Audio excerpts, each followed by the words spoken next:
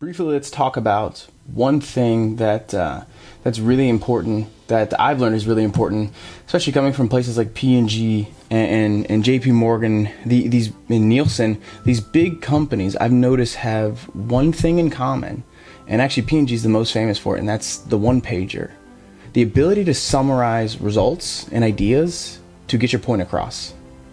And it led me down this path of, why this was something that was just intrinsically occurring in my business, and I was noticing the results immediately, and I hadn't put a lot of thought into why this was happening to actually start to tell my clients this, but even my colleagues this. And I've learned from, my colleagues. I like to have colleagues that are I deem way more successful than me, at my age, older than me, younger than me, down up. So they also have the same thing in common, is they all write.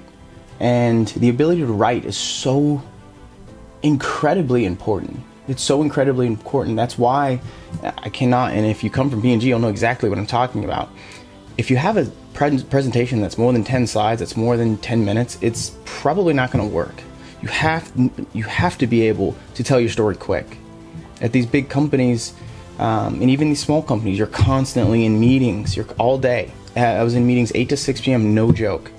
You're in meetings, maybe a 10-minute window. But the thing is, a lot of times, the people that everyone looked up to, the best leaders, could tell you a story in 3 minutes, in 5 slides, in 1 page. The all-important one-pager. It has to travel the globe, literally. It's got to go through the Geneva office. Everyone whose English is their second language. It's got to hit all those people. It's got to make sure you can take these insights and actually put it in another language and send it to your Russian market. I had to make sure that people in Poland understood what I was talking about. Even though there's going to be a translator, it's got to be eloquent. It's got to be articulate. And the reason writing is so important is not just because of these other languages and you've got to tell your story. It's because the ability for you to tell a story in a very concise way that gets the point across, you could follow the narrative and everything hits all at the same time. Your ability to do that is your ability to influence. There's a correlation.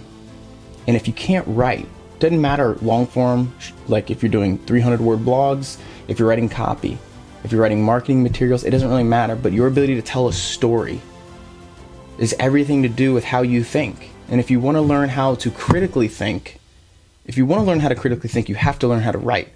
Learning how to write is very time intensive, but it's so incredibly important. And you only learn how to write by starting and failing, because you're going to fail. If you don't write a lot, if you're 50 years old and you haven't, I always ask this question, when was the last time you read a book? And people go, I read this. When was the last time you sat and wrote more than 500 words with a purpose?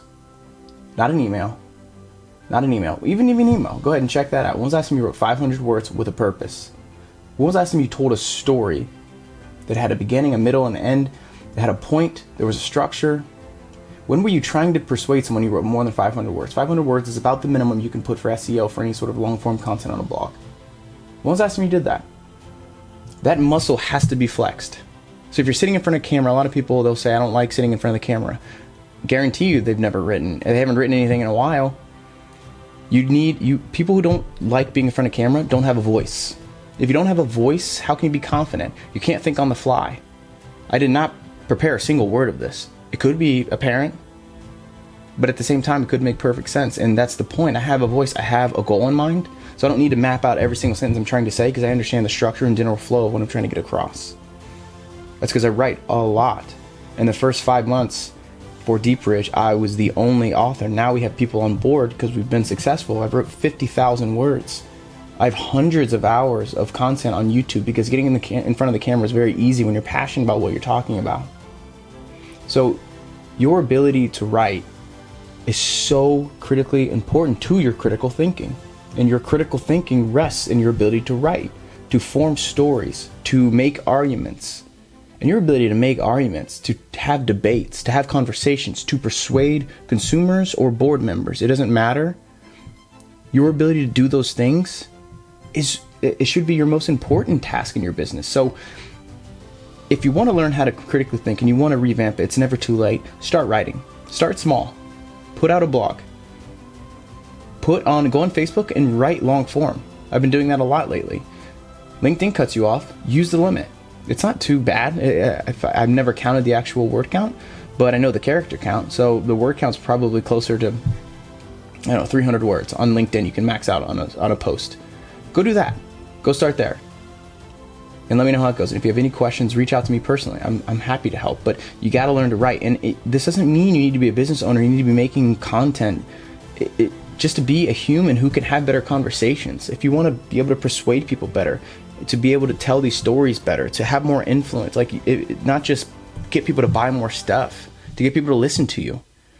Go out and write and practice, and I promise you will have benefits far beyond your professional life, your social life too, your personal life. All these things will, they're in lockstep, and they'll improve how you go about your day, your relationships, and just your overall success and what you find joyous in your life. So go write.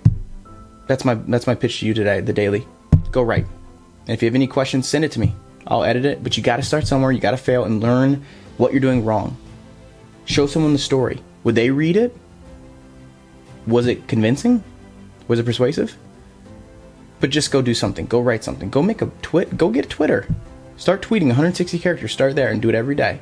Get in a habit of writing. Thanks for checking this out, guys. We'll probably see you tomorrow, but if not, make sure to go check out our other content, DeepBridgeConsulting.com. You can go to the DeepBridge YouTube page, whatever the case may be. And if not, that's cool. We've got a lot of content waiting for you if you want to check it out. So thanks for considering, and we'll talk to you guys really soon. These dailies are going to be a little bit more personal and just a very candid conversation. So a lot less business focused, but more just some professional and personal growth. Because life is crazy, and so is being an entrepreneur, so is being a business owner, and it can be kind of lonely. So getting in front of the camera and having conversations with like-minded people is really what I'm about here and what I'm really passionate about. So we'll talk to you guys soon. Thanks, guys.